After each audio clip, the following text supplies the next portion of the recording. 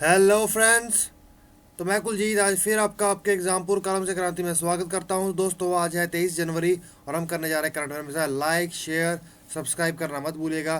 तो दोस्तों आपको दिया गया था क्वेश्चन ऑफ द डे, कौन से व्यक्ति को एनएचआरसी के नेशनल ह्यूमन राइट कमीशन के जनरल के रूप में नियुक्त किया गया है दोस्तों। तो इसका आंसर है प्रभात सिंह को। तो इसका आंसर बनता है ए। ठीक है, बहुत से लोगों ने गलत जवाब दिया है पर कोई नहीं, अब आपका करेक्ट हो जाएगा।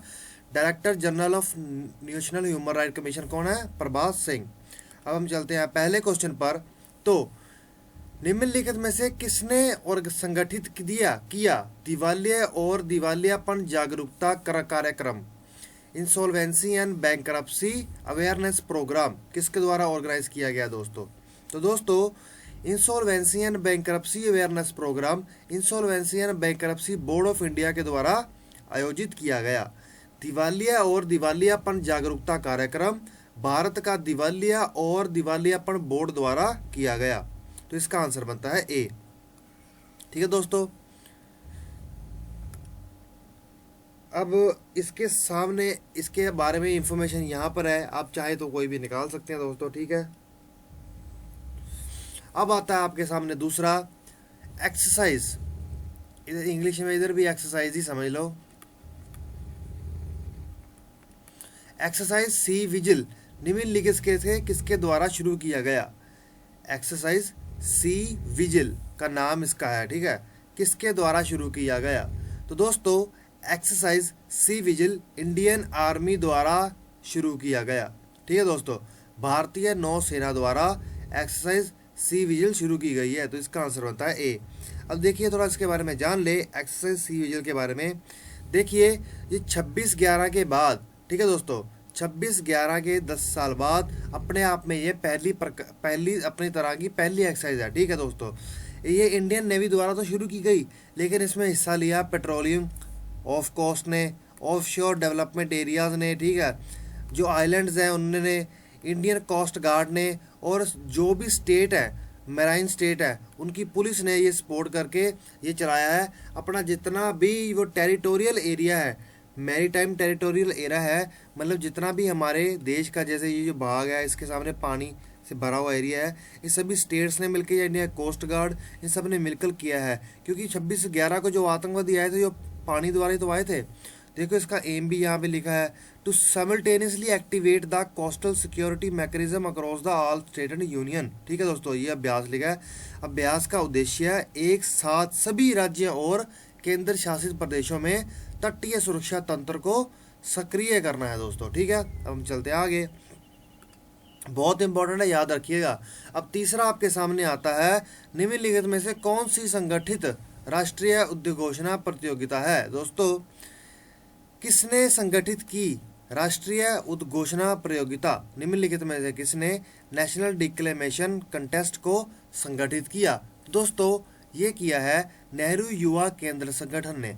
नेहरू युवा केंद्र संगठन ने राष्ट्रीय उद्घोषणा प्रतियोगिता को संगठित किया दोस्तों। तो इसका आंसर बनता है ए। ठीक है दोस्तों,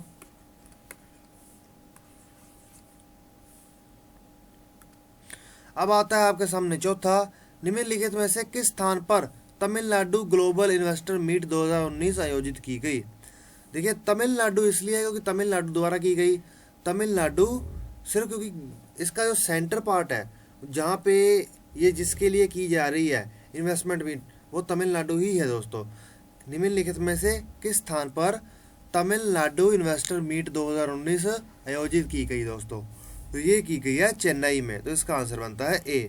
ठीक है दोस्तों, ये देखिए इसकी photo, investing in Tamil Nadu, Tamil Nadu में क्या करें, निवेश करें, यही इसका मोटो है। तो दोस्तों अब आपके सामने आता है पांचवा, निम्नलिखित में से किस राज्य ने रेणुका जी बांध बहुउद्देशीय परियोजना पर हस्ताक्षर किए? देखिए टोटल 6 स्टेट्स ने किए हैं दोस्तों। ठीक है, जिसमें से 3 आते हैं हिमाचल प्रदेश, उत्तराखंड, हरियाणा। ठीक है, तो इसका आंसर बनता है डी।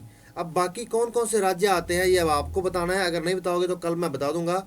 निम्नलिखित में से किस राज्य ने रेणुका जी बांध बहुउद्देशीय परियोजना पर हस्ताक्षर किए दोस्तों? ठीक है, अब हम चलते हैं आगे। अब आता है आपके सामने 6वां, Belfast agreement is related to which of the following. Belfast समझौता निम्नलिखित में से किससे संबंधित है दोस्तों? तो बेलफास्ट एग्रीमेंट, जिसको हम गुड फ्राइडे एग्रीमेंट भी कह देते हैं, गुड फ्राइडे एग्रीमेंट भी कह देते हैं, ये ब्रिटिश और आयरिश के बीच हुआ था। ब्रिटिश और आयरिश दो देशों के बीच में हुआ था, आयरलैंड और ब्रिटिश के। तो इसका आंसर बनता है ए। अब ये क्या हुआ था? इसके समझौते के बाद जो 30 साल का वायलेंस चल रहा था, जो 3 साल की लड़ाई चल रही थी इन दो देशों के बॉर्डर के बीच में, तो वो रुक गई थी। वो कैसे, वो बताते हैं। ये देखियो, ये है यूनाइटेड किंगडम, ठीक है। यूनाइटेड किंगडम के हिस्से में आता है ये वाला नॉर्थ आयरलैंड। ये नॉर्थ आयरलैंड का जो ये बॉर्डर है ना, वहाँ के जो लोग थे वो सेम थे, भाषा भी सेम थी, तो वो बॉर्डर से आ जा रहे थे। तो बॉर्डर पे उस कारण से कहीं ना कहीं बहुत ज़्यादा वायलेंस चल रही थी, ठीक है दोस्तों। तो इसलिए आयरलैंड पर बहुत से, एक तरह की कह लो, दो देशों की एक तरह की जंग ही चल रही थी। यहाँ पे बहुत घमासान मचा रहता था। तो फिर एक एग्रीमेंट हुआ शांति में करने के लिए, गुड फ्राइडे एग्रीमेंट, जिसे दूसरे नाम बेलफास्ट एग्रीमेंट से भी जाना गया दोस्तों, ठीक है। चलो, अब ब्रेग्जिट हो रहा है तो उन्होंने इस एग्रीमेंट के लिए थोड़ी चिंता जताई है। अब आता है 7वां क्वेश्चन, ग्लोबल ट्रस्ट इंडेक्स निम्नलिखित में से किसके द्वारा जारी किया गया? ग्लोबल ट्रस्ट इंडेक्स निम्नलिखित में से किसके द्वारा जारी किया गया? तो दोस्तों, ग्लोबल ट्रस्ट इंडेक्स संचार वर्णपण क्रम फर्म एडेलमन द्वारा जारी किया गया, कम्युनिकेशन मार्केट फर्म एडेलमन द्वारा जारी किया गया। तो इसका आंसर बनता है ए, ठीक है दोस्तों। अब हम चलते हैं आगे। अब 9वां क्वेश्चन आपके सामने आता है, निम्नलिखित में से किसको वुमन वॉइस पुरस्कार से सम्मानित किया गया? वुमन वॉइस पुरस्कार से सम्मानित किया गया किसको? रंजानी मुराली को। रंजानी मुराली को वुमन वॉइस पुरस्कार से सम्मानित किया गया। तो इसका आंसर बनता है। तो दोस्तों, ये है वो, निम्नलिखित में से किस राज्य ने 21 जनवरी को 47वां राज्य दिवस मनाया है? निम्नलिखित में से किन किन राज्यों ने 21 जनवरी को 47वां राज्य दिवस मनाया गया है दोस्तों? तो ये मनाया है त्रिपुरा, मणिपुर, मेघालय, इन तीनों द्वारा। तो इसका आंसर बनता है डी। देखिए, 1972 में इनको स्टेट हुड की मिली थी पदवी, इसलिए ये अब मनाते हैं। अब आपके सामने आता है question of the day, Beirut declaration is outcome of which of the following? Beirut घोषणा निम्नलिखित में से किसका परिणाम है दोस्तों, ठीक है। यह आपको बताना है। तो इसी के साथ मैं आपका एग्जाम पोल में आने के लिए थैंक्स करता हूँ। Okay, bye.